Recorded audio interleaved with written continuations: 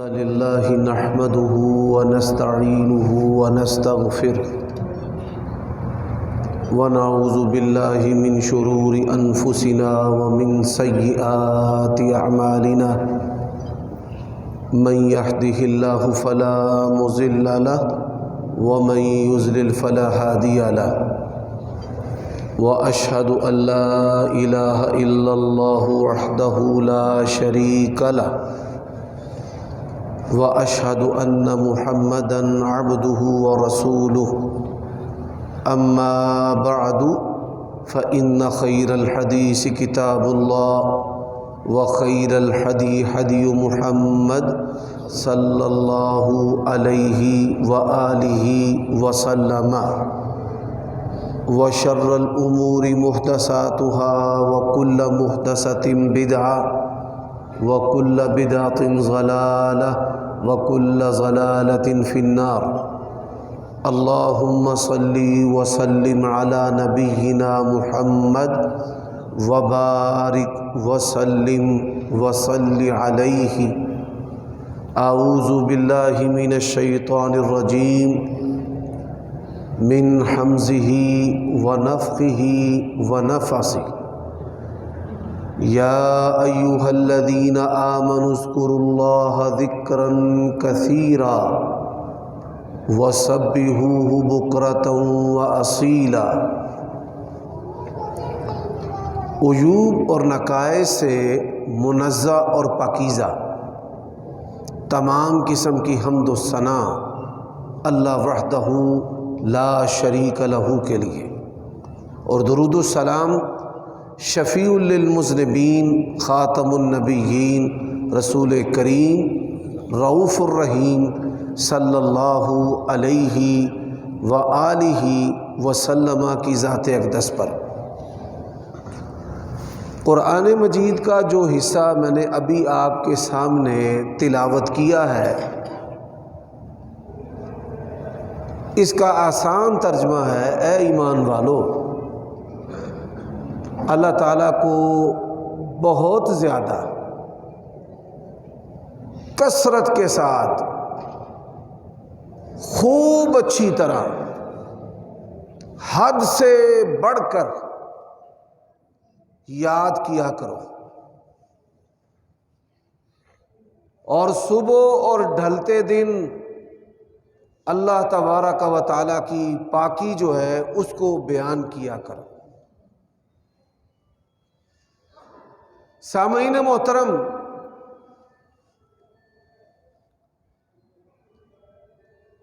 یہ موبائل کسی بھائی کی پاکٹ میں بج رہا ہے اور وہ خود غافل ہے، اس سے گزارش ہے کہ اس کو بند کر دے۔ کوئی قریب ساتھی اگر اس کے بیٹھا ہے تو اس کو کہے مہربانی، کوئی بات نہیں، اس کو سائلنٹ پہ کر دیں۔ گزشتہ خطبات جمعہ سے آپ یہ موضوع سماعت فرما رہے ہیں کہ شیطان اور اس کے حملوں سے ہم کیسے بچ سکتے ہیں۔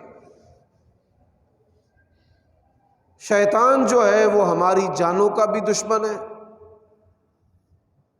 ہمارے اموال کا بھی دشمن ہے، ہماری اولادوں کا بھی دشمن ہے، ہمارے سکون اور نیند کا بھی دشمن ہے، بلکہ ہر وہ نعمت جس کو انسان حاصل کرنا چاہتا ہے اور جس پر وہ خوش ہوتا ہے، ہر اس نعمت کا دشمن ہے۔ اس کی یہ کوشش ہوتی ہے کہ مومن جو ہے اس کو مایوس کیا جائے، رنجیدہ کیا جائے، اور اس کا تعلق جو ہے وہ اپنے رب سے کمزور کر دیا جائے، اور یہ انتہائی اقدام اٹھائے، خودکشیاں کرے، اپنے گھر کو چھوڑ دے، رشتوں کو چھوڑ دے، ماں باپ کو چھوڑ دے، میاں خامد کو چھوڑ دے، اور خامد جو ہے وہ اپنی بیوی کو چھوڑ دے۔ اور یہ جو چیزیں ہیں، جانوں کا نقصان،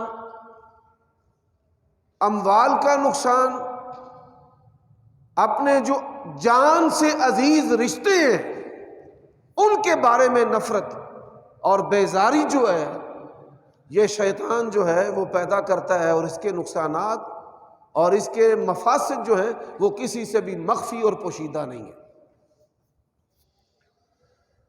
پھر اس کا جو حل ہے وہ انتہائی مشکل کر دیتا ہے۔ جو علماء ہیں جن کی ذمہ داری ہے کہ وہ اللہ تبارک و تعالیٰ کی رحمت سے اللہ کے بندوں کو کبھی بھی نا امید نہ ہونے دے، ان کی ذمہ داری ہے کہ وہ آسانیاں کرے، وہ بھی مشکلیں اور تنگیاں کرتے ہیں۔ حالانکہ نبی علیہ الصلاۃ والسلام جب بھی مبلغین، داعیوں کو، ذمہ داروں کو واضح نصیحت اور اسلام کی تبلیغ اور دعوت کے لیے بھیجتے تو ان کو یہ نصیحت کیا کرتے تھے، بشرو، خوشخبریاں دینا، ولا تنفروا، تم نفرتیں نہ پھیلانا، یسروا، تم آسانیاں کرنا، ولا تعسروا، تم تنگیاں نہ کرنا۔ حضرات، میں اس کی ایک مثال آپ کے سامنے پیش کرتا ہوں۔ حضرت معاذ بن جبل رضی اللہ تعالی عنہ نبی علیہ الصلاۃ والسلام کے پیچھے عشاء کی نماز پڑھتے تھے۔ اچھا، عشاء کی نماز ادا کرنے کے بعد اپنی قوم کو جا کر عشاء کی نماز پڑھاتے تھے، اور نماز عشاء کے اندر لمبی لمبی صورتیں پڑھتے تھے۔ سورت بقرہ پڑھ دینی، اس جیسی جو صورتیں ہیں وہ پڑھنی۔ تو ایک آدمی کام سے تھکا مارا نماز پڑھنے کے لیے مسجد میں آیا، تو اس نے دیکھا کہ یہ سورت اور قرات جو ہے یہ ختم ہونے کا نام ہی نہیں لے رہی، نماز توڑ دی۔ اب کچھ لوگ جو ہیں وہ انتہائی جلد باز ہوتے ہیں، فٹافٹ سے کسی کے بارے میں برا گمان کر لیتے ہیں اور فتویٰ جو ہے وہ داغنا شروع کر دیتے ہیں۔ اس نماز توڑنے والے نے نبی علیہ الصلاۃ والسلام کو شکایت لگائی کہ یا رسول اللہ صلی اللہ علیہ وآلہ وسلم، ہم کام سے تھکے ہوئے آتے ہیں اور یہ جناب اتنی لمبی لمبی صورتیں پڑھتے ہیں، ہم سے کھڑا ہی نہیں ہو پاتا۔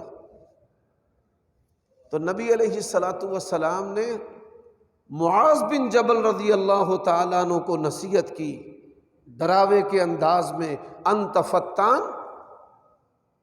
فتنے باز تو نہیں ہے؟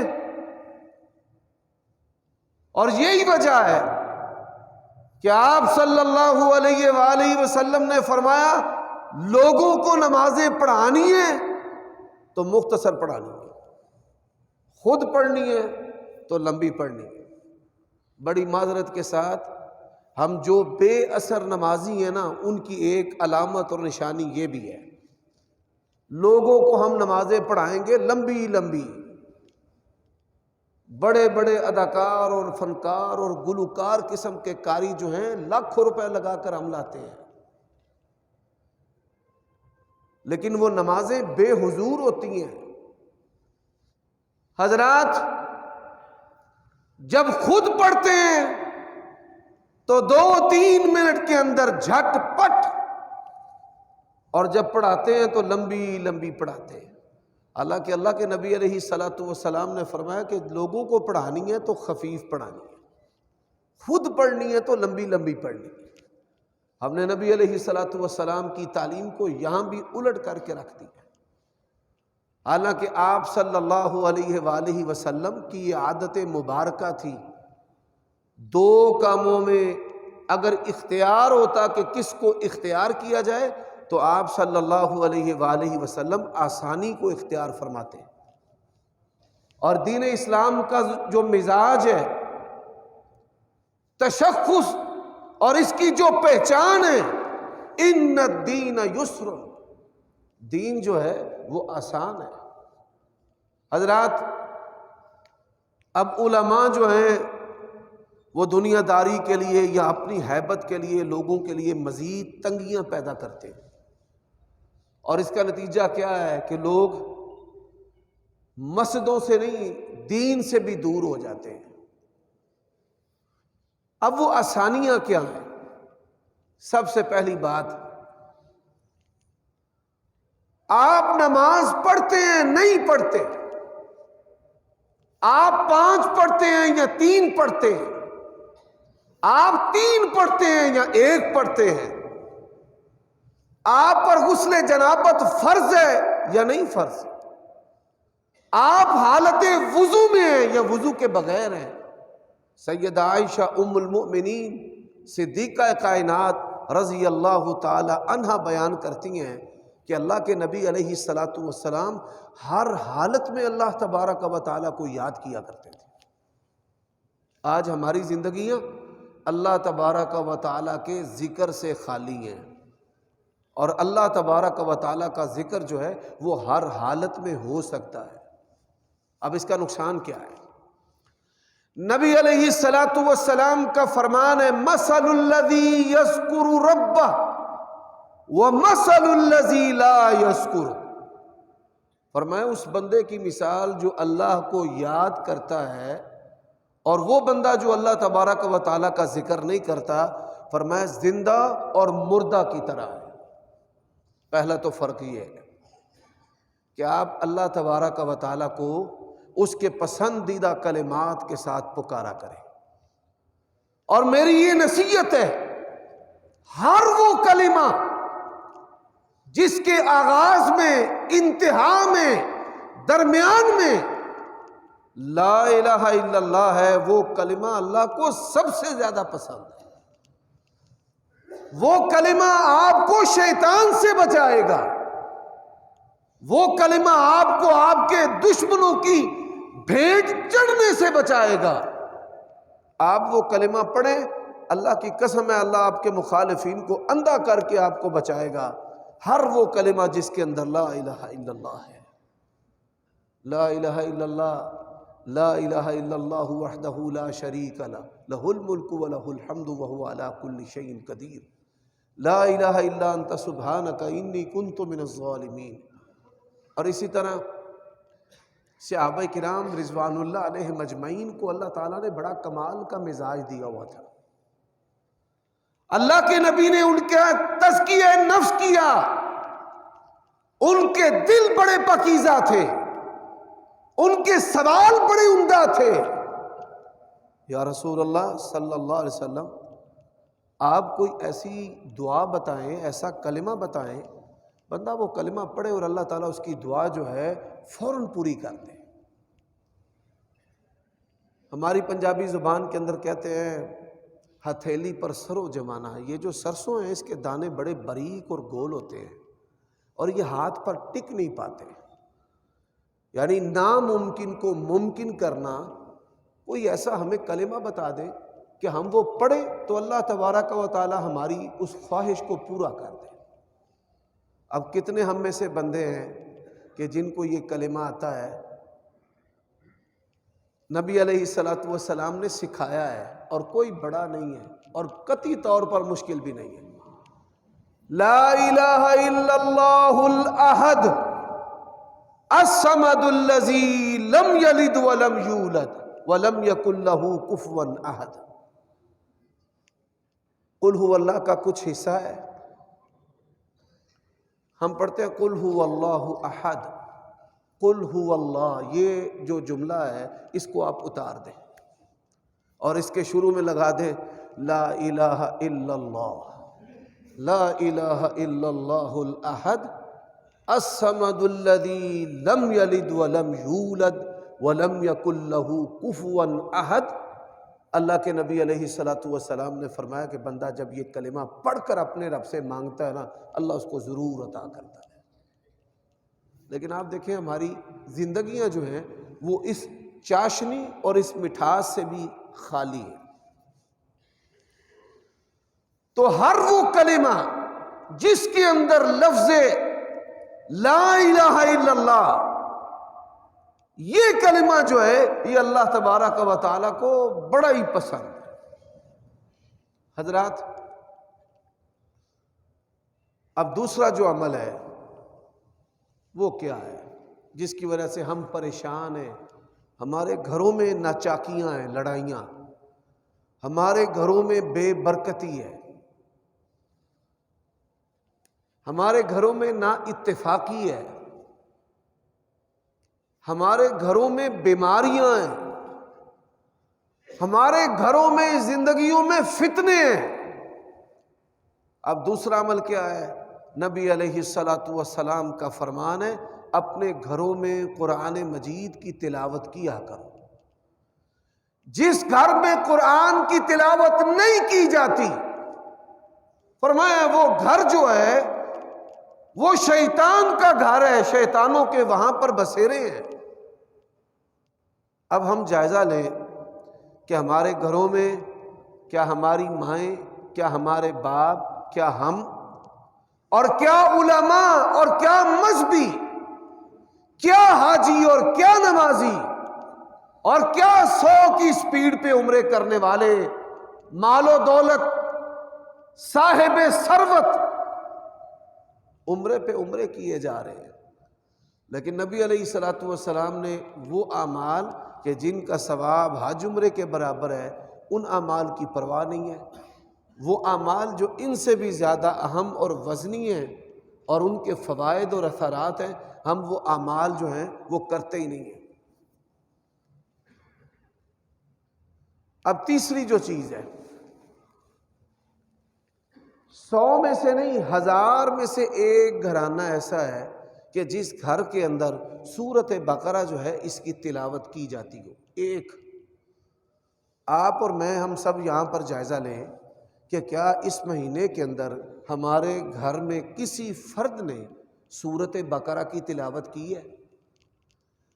اگر تو نہیں کی تو آپ شیطانوں سے کیسے بچ سکتے ہیں؟ آپ مصائب اور فتنوں سے کیسے بچ سکتے ہیں؟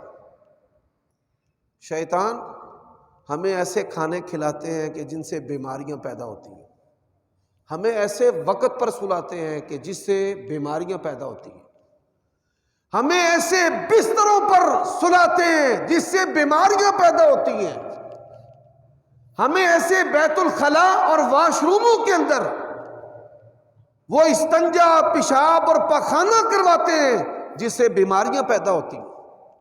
انہوں نے ہماری زندگیوں کو سونے سے لے کر، انسان جب سوتا ہے سونے سے لے کر اٹھنے تک، اور اٹھنے سے لے کر دن بھر کا جو سارا معمول ہے، شیطانوں نے اس کو اپنی گرفت کے اندر لیا ہوا ہے۔ حضرات، اب وہ کون سی سورۃ بقرہ؟ نبی علیہ الصلوۃ والسلام نے اس کے 3 فضیلتیں اور فوائد جو ہیں وہ بتائے۔ اس کی پہلی جو فضیلت ہے کہ سورۃ بقرہ جس گھر میں تلاوت کی جاتی ہے، فرمایا وہاں شیطان نہیں ٹک سکتا۔ شیطان کیوں ٹکتا ہے ہمارے گھروں کے اندر؟ نبی علیہ الصلوۃ والسلام نے فرمایا کہ شیطان ابلیس جو ہے یہ پانی پر اپنا تخت لگاتا ہے اور پھر چیلوں سے رپورٹنگ لیتا ہے کہ تم نے آج کیا گناہ کروایا ہے۔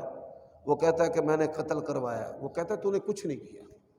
حالانکہ قتل جو ہے یہ سب سے بڑا گناہ ہے، اور اتنا بڑا گناہ ہے کہ نبی علیہ الصلوۃ والسلام نے فرمایا کہ ایک ناحق قتل میں اگر سارے زمین والے شامل ہوئے نا، اللہ فرماتے ہیں مجھے پرواہ ہی نہیں ہے، میں نے سب کو جہنم رسید کر دیا۔ بہت بڑا گناہ ہے۔ اب ایک آتا ہے، وہ کہتا ہے کہ میں نے میاں بیوی کے درمیان لڑائی کروائی، یہاں تک کہ میں نے ان کے درمیان طلاق کروا دی۔ فرمایا اس کو شاباش دیتا ہے، اور شاباش دے کر اس کو اپنے قریب بٹھا لیتا ہے۔ اس کا سبب کیا ہے؟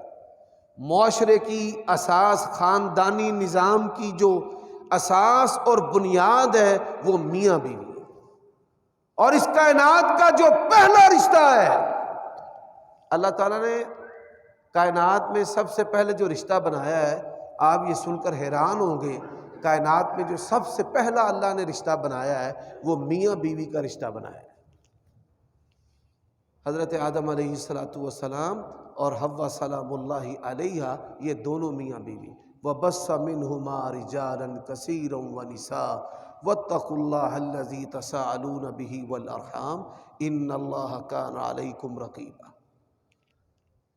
حضرات اب یہ جو شیطان ہے خامند کو نہیں چھوڑتے، بیوی اس کی بڑی خوبصورت بھی ہو، شیطان اس کی بیوی کو اس کی نظروں میں کوجی اور بدصورت اور بدتمیز اور بری عورت بنا دیتا ہے، اور اس کا نتیجہ کیا ہے؟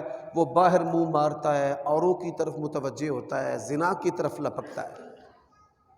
اور حضرات اسی طرح آج ہمارے معاشرے کے اندر شرم و بے حیائی پر مبنی جو ہے وہ ایک جملہ ہے جس کو ہم آنٹی کلچر کہتے ہیں۔ خامد ہیں لیکن عورتیں جو ہیں وہ اوروں کی طرف لپکتی ہیں۔ میاں بیوی کے رشتے کا تقدس جو ہے وہ اس طرح ہمارے معاشرے کے اندر پامال ہو رہا ہے۔ اب یہ فتنے ہیں، یہ فتنہ کس وجہ سے ہے کہ ہم نے قرآن مجید کو پڑھنا جو ہے وہ چھوڑ دیا ہے۔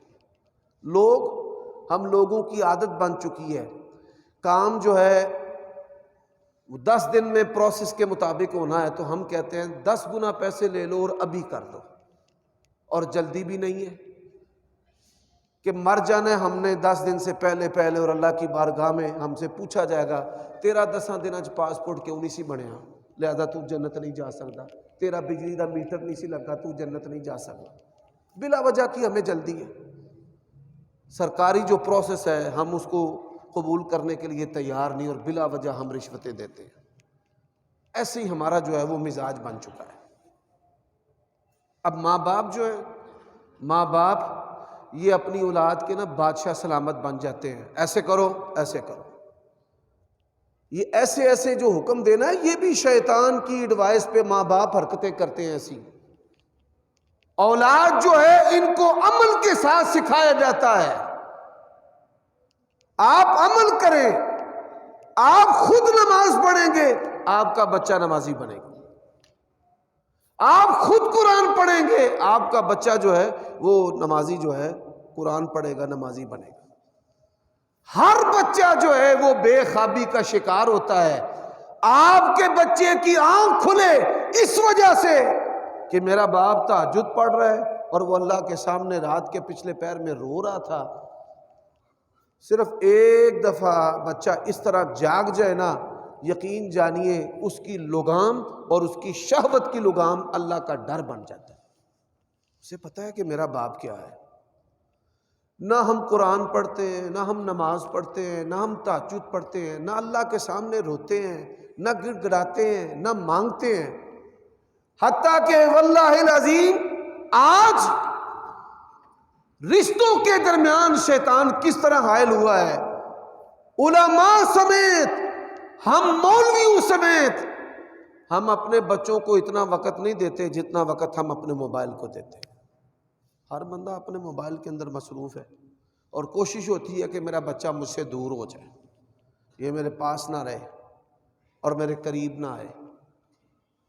تو میرے بھائیوں یہ جو ہماری زندگی کے احوال ہیں ان کا ایک بنیادی سبب یہ ہے کہ قرآن جو ہے وہ ہماری زندگیوں سے نکل چکا ہے۔ قرآن مجید کو ترجمے کے ساتھ پڑھیں۔ اچھا جی کیسے پڑھیں؟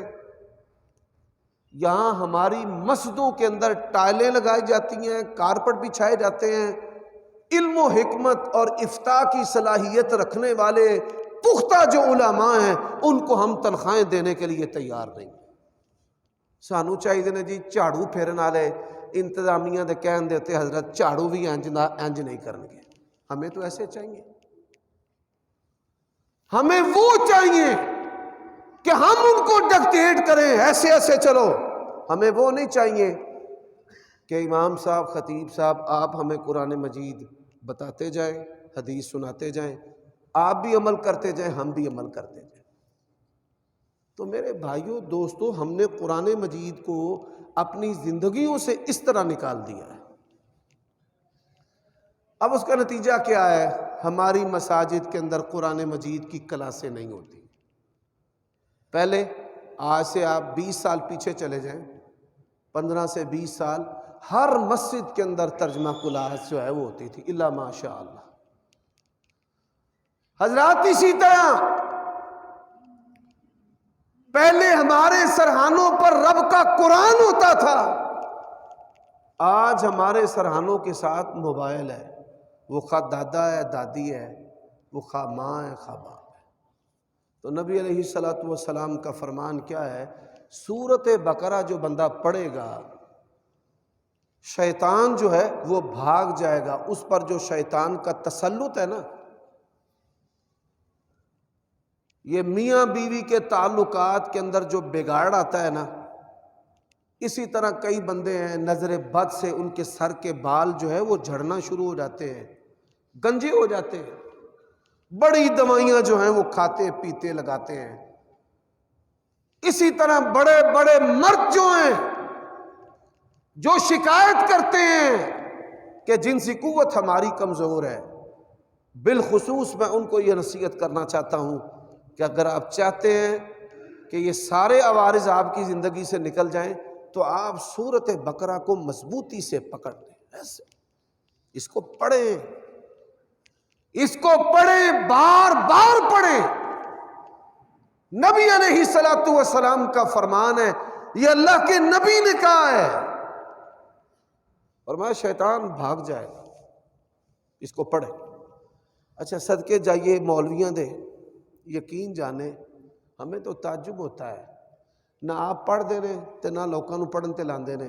قاری صاحب اسی کیسٹ لا لیے، انہیں لا لو۔ اب کیسٹیں نبی علیہ الصلوۃ والسلام آپ جو شریعت لے کر آئے ہیں وہ یونیورسل عالمگیر ہے، تمام زمانوں کا احاطہ ہے اس کے اندر۔ اللہ کے نبی نے پڑھنے کا کہا ہے، ہم کیسٹیں لگانے سی ڈی لگانے کا جو ہے وہ فتویٰ لے رہے ہیں اور دے رہے ہیں۔ اس کو پڑھنا ہے، اس کی تلاوت کرنی ہے۔ اس کا دوسرا فائدہ فرمایا ترکھا حسرا، کوئی آدمی جو ہے وہ اس کو چھوڑ دے، اس کا جو چھوڑنا ہے نا وہ حسرت ہے، کہ حسرت یعنی دنیا کے خزانوں پر سب سے بڑا جو خزانہ وہ سورۃ بقرہ ہے، کہ بندہ کاش میں اس کو پڑھتا۔ کوئی اس کے فوائد کو جان لے نا تو وہ حسرت کرے کہ فلاں وقت میرا نقصان ہوا تھا تو کاش میں سورۃ بقرہ پڑھتا تو میرا وہ نقصان نہ ہوتا۔ اب اس کا تیسرا جو فائدہ ہے، ہمارے ہاں یہ بات مشہور ہے کہ سورۃ واقعہ جو ہے پڑھنے سے اللہ تعالیٰ جو فاقہ ہے اس کو ختم کر دیتا ہے۔ فاقہ سے کیا مراد ہے؟ کہ انسان اس کی روزی جو ہے وہ تنگ ہو جاتی ہے، ایک وقت پکتی ہے ایک وقت نہیں پکتی۔ اگر 2 وقت کھاتا ہے تو اتنی روٹی نہیں ہے کہ وہ رج کے سیراب ہو کر کھا سکے۔ فاقے اس کے گھر کے اندر، تنگی ہے رزق کی بہت زیادہ۔ قرآن مجید اللہ تعالیٰ کا کلام ہے، آپ جس ذہن کے ساتھ اس کو پڑھیں گے اللہ تبارک و تعالیٰ آپ کی اس خواہش کو، اس دعا کو پورا کرے گا، عطا کرے گا آپ کو۔ لیکن نبی علیہ الصلوۃ والسلام نے یہ جو فائدہ بتایا نا کہ فقر و فاقہ اگر آپ اپنی زندگی سے بھگانا چاہتے ہیں، آپ تونگری، وسعت، آسانی، کشادگی، رزق اور پھر رزق اور پھر رزق چاہتے ہیں تو صحیح مسلم کی حدیث ہے، نبی علیہ الصلوۃ والسلام نے فرمایا اخذھا برکہ، سورۃ بقرہ کو پڑھنا جو ہے یہ باعث برکت ہے۔ یعنی اصل یہ جو فضیلت ہمارے ہاں مشہور ہے سورۃ واقعہ کی، یہ اصل میں فضیلت جو ہے یہ سورۃ بقرہ کی ہے۔ تو سورۃ بقرہ لا یستطیعها البطل، شیطان تو بھاگے گا، آپ کا کوئی بھی مخالف جو ہے وہ آپ پر غالب نہیں آ سکے گا۔ بیوی ارادہ کرتی ہے میں طلاق لینا، میں ماں پیو دے گھر بہ جاؤں، میں ٹر جاؤں، کاریگر کہتا ہے میں اس کو چھوڑ جاؤں۔ ایسے کاریگر بھی ہوتے ہیں کہ آپ کی روزی روٹی کا انحصار ان کی محنت پر ہوتا ہے، اور وہ جب چلا جائے بندے کو دن میں تارے نظر آ جاتے ہیں، لوگ جو ہیں وہ منتیں سماجتیں کرتے پھرتے ہیں، پیشگیاں دیتے ہیں، پیسے دیتے ہیں، اچھا آ جاؤ یار، چل چھاڑ یار، چل یار میں تیرے کو معافی مانگنا۔ اسی طرح اولاد میں بھی بعض افراد ایسے ہوتے ہیں جو ماں باپ کو اس طرح تنگ کرتے ہیں، تو ان کے لیے بھی مفید ترین جو عمل ہے شیطان کو بھگانے والا، وہ یہ عمل ہے سورۃ بقرہ۔ آپ سورۃ بقرہ پڑھیں، نہ آپ کی اہلیہ آپ کے ساتھ اس طرح کرے گی، نہ اولاد کرے گی، اور نہ ہی آپ کا کوئی کاریگر آپ کے ساتھ ایسا ہاتھ کرے گا۔ حضرات، اللہ تبارک و تعالیٰ نے فرمایا شیطان جو ہے وہ تمہارا کھلا دشمن ہے۔ اب اس کی جو کھلی دشمنی ہے وہ ہمارے ساتھ کن وجوہات اور اسباب کی بنیاد پر ہے؟ اب میں چند وہ چیزیں جو ہیں وہ آپ کے سامنے عرض کرنا چاہتا ہوں کہ جن سے شیطان جو ہے وہ ہمارے گھروں کے اندر بسیرے ڈال لیتے ہیں۔ پہلی جو چیز ہے، جو انسان اپنے گھر کے اندر رزق کو ضائع کرتا ہے، کھانے پینے کی چیزوں کو ضائع کرنا، تقسیم نہیں کرتا، ہمسایوں کو نہیں دیتا، وہ باسی ہو جاتی ہے، خراب ہو جاتی ہے۔ ایسے گھروں میں شیطانوں کے بسیرے۔ اسی طرح کھانے پینے کی اشیاء کو گٹر اور نالیوں کے اندر بہانا، شیطانوں کے بسیرے۔ اسی طرح گھر کے افراد کا غسل جو فرض ہے اس کے اندر کوتاہی کرنا، طہارت اور پاکیزگی کے اندر کوتاہی کرنا۔ عورت جو ہیں، عورتیں یہ ایام مخصوصہ کے جو آلودہ کپڑے ہیں ان کو گھروں میں رکھ دیتی ہیں۔ اسی طرح یہ جائے پاخانہ جو ہمارے بیت الخلاء ہیں ان کے اندر پیشاب اور پخانہ جو ہے وہ پڑا رہنا۔ نبی علیہ الصلاۃ والسلام آپ کا فرمان ہے کہ جب تم بیت الخلاء میں جاؤ تو یہ دعا پڑھو، اللہم انی اعوذ بک من الخبث والخبائث۔ اس کا کیا معنی ہے؟ پلید جنوں سے اور پلید جننیوں سے، جو شیطان مؤنث انثى ہے، اے اللہ ان کے شر سے میں تیری پناہ طلب کرتا ہوں۔ نبی علیہ الصلاۃ والسلام نے فرمایا کہ انسان کی شرمگاہوں کو یہ دیکھ کر ہنستے ہیں، اور بعض جو ہیں وہ ان شرمگاہوں کے ساتھ کھیلنے کا عمل بھی کرتے ہیں۔ میرے بھائیوں دوستو، اب اسی طرح گھروں کے اندر قرآن مجید جو ہے وہ اہانت کے ساتھ پڑھا ہو، اہانت کے ساتھ گھروں میں قرآن مجید، اس کو جالے لگے ہوئے ہیں، اس پر دھول پڑی ہوئی ہے، اس پر گرد ہے، اور صرف یہی نہیں، سلیبس کی کتابیں، ڈائجسٹ، اخبار، ناول جو ہیں وہ قرآن مجید کے اوپر پڑے ہوئے ہیں، اور قرآن مجید جو ہے وہ نیچے پڑا ہوا ہے۔ شہر کے اندر ہمارے ایک دوست ہیں جاننے والے، یہ میں نصیحت اور عبرت کے لیے آپ کو واقعہ جو ہے وہ سنانا چاہتا ہوں۔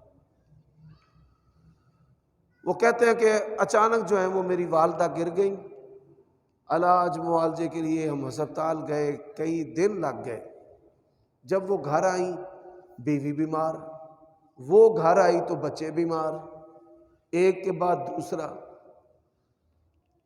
لوگ جو ہیں وہ مختلف مشورے اور آراء پیش کرتے ہیں، اور پھر جو دکاندار ہیں وہ کیا کہتے ہیں؟ کسی نے نہ کچھ کر دیا ہے۔ دنیا کا باعمل ترین انسان بھی یہ جو ڈبے پیر ہیں ان کے پاس چلا جائے تو یہ کہیں گے اوہ آپ پر تو بڑا شدید جادو ہے۔